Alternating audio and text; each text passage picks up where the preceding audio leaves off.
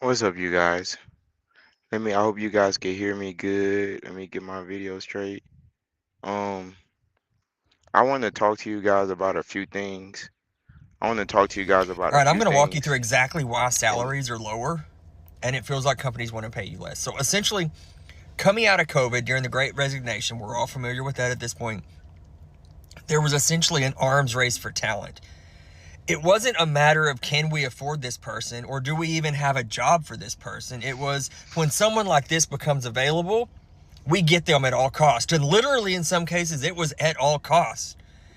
And now that things have cycled and companies have realized that they are completely bloated with people and they need to offset some of this headcount. So they start doing all the layoffs, right? But now as people come back in, they're like, you know what? We don't want to pay them as much anymore.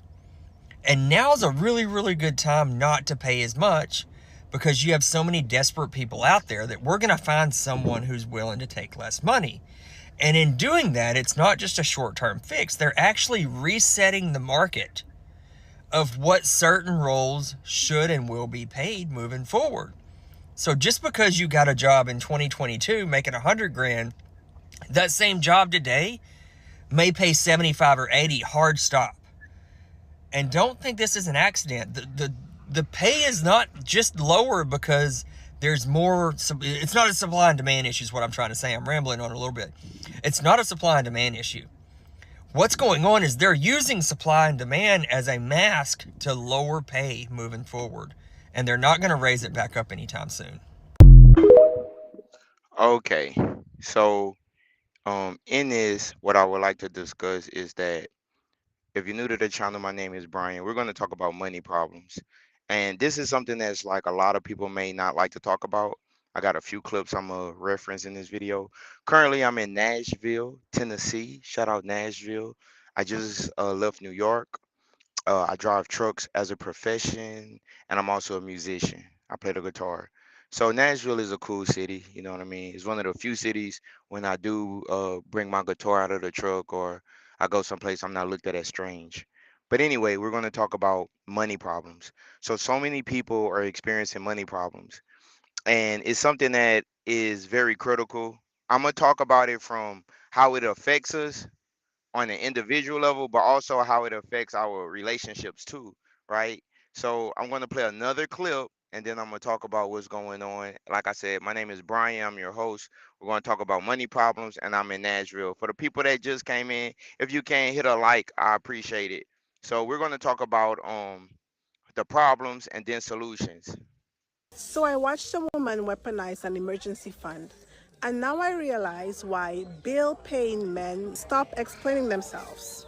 My cousin had the audacity to call her One man second. broke and irresponsible because he couldn't cover an Is the emergency video expense paused? out of his savings, and she could. And she was so disgusted that her husband didn't have a savings account. Well, his savings account had only $200 or $300 in A there. little bit of connectivity Now she's issues. I comparing his apologize, savings guys. to her savings because she had been stacking every single dollar she made from her side hustle. That sounds reasonable, right? Like, how are you a grown man with a family with no savings? But when you take a look at what's actually happening, it's going to make sense.